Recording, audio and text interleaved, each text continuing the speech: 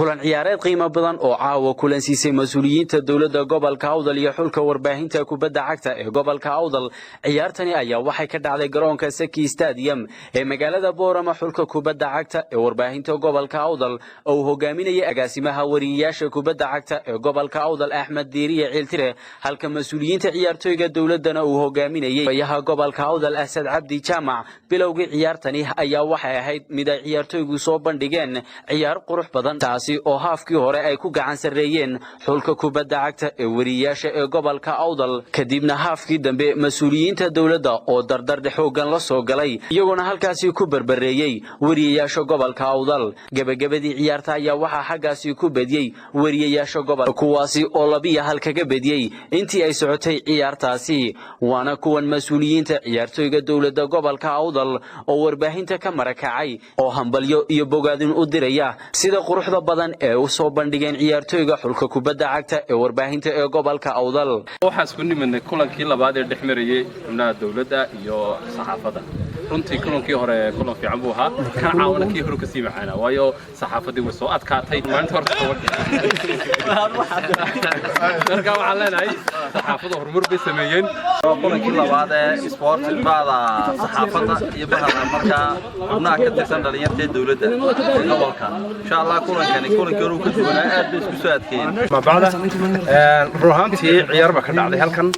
toorana waa lahayn tii hore warbixinteedii oo si loo soo gudbiyay tacaawo aan wada ciyaaraynay kubadda horta cadaan iyo madow qolo un bay guushu raacdaa caawa natiijadii ay ku dhamaatay waxlaalisho la qaatayna ma jirto ku dhawaaqayo wax kale oo siirwanaan culays saarnay ma jirto waxba la cadaalad oo dhacay sidahayd warbaahintuna waxaan marayn maashi hore baan ka badinay aad bay ciyaar cusub leeyahay waana ku hambalyeynaya yaashii heer gobol ka soo waramayay tiifiyada Soomaaliya ku hadla runtii ciyaartii hore sida wada ogsoonadeen waxaan kaga badinay 6 gool iyo eber laakiin caawa waxaan aad iyo aad u qirayaa inay saxaafadda isku soo adkaysay waxaan cadeynayaa ciyaartooyadii waqtigii hore kubadda markaa ciyaari jiray waa 97kii ilaa 2007 ragii waqtigii seerisiida loo oran jiray maanta ay daahba saaxiibka ay daahba ka socda waxaan oran karaa ay daahba wax ka bedelay saxaafadda baan oran karaa insha Allah waxaan rajaynayaa geemin badan inaan ciyaarno inaynu dhalinyarta aanan ka dhexbixin hadii aanu dhinaca siyaasadda galnay oo mar walba dhalinyarta aanu kala qayb qaadano maanta saxaafadana la ciyaarayna bari waxaan la ciyaari doonaa kooxaha kale magaalada ka dhisan la ciyaari doonaa geesta kalena waxa iyagu dhankooda guusha ay gaadhay ka hadlay agaasimaha guud ee wariyaasha gobolka Awdal Axmed Diiriye Ciltire iyo kabtanka kubadda cagta ee wariyaasha gobolka Awdal Maxamed Dabshid iyo farsamayaqaan Diri waxaan caawa kulankii labaad la yeelanay mas'uuliyiinta dawladda oo soo dhayihiin isku dawayaasii wasaaradda diinta iyo awqaafta joogtay wasaaradda ciyaaraha joogtay wasaaradda warshadaha maamulkii gobolka wasaaradda baa joogay xildhibaanadii golaha deegaanku waxay u dhinaca sportska u qaabilsan yahay baa jooga run ahaantii deebahdii warbaahinta caawa ciyaar qurux badan bay soo dhigtay ciyaarta quruxda badan ay soo bandhigtayna waad arkayseen sida aan caawa aan uga gacansarinay kooxda ka socotay mas'uuliyiinta dawladda aan uga badinayna waad taasina waxay tahay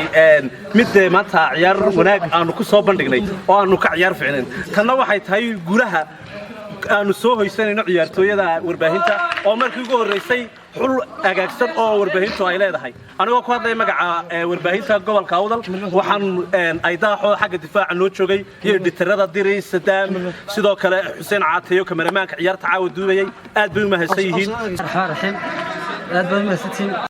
aanu cidna dhaleecan maayo ragaaba xun ma buda si fiican ugu dhahay ويرتيل ما تقدر يعياريو ما انتو لالوش عقل اركي عقدر لالوش قصو سيل وضعي كو واتا عيارتها wax ku dhamaatay sidii loo baahnaa lagiise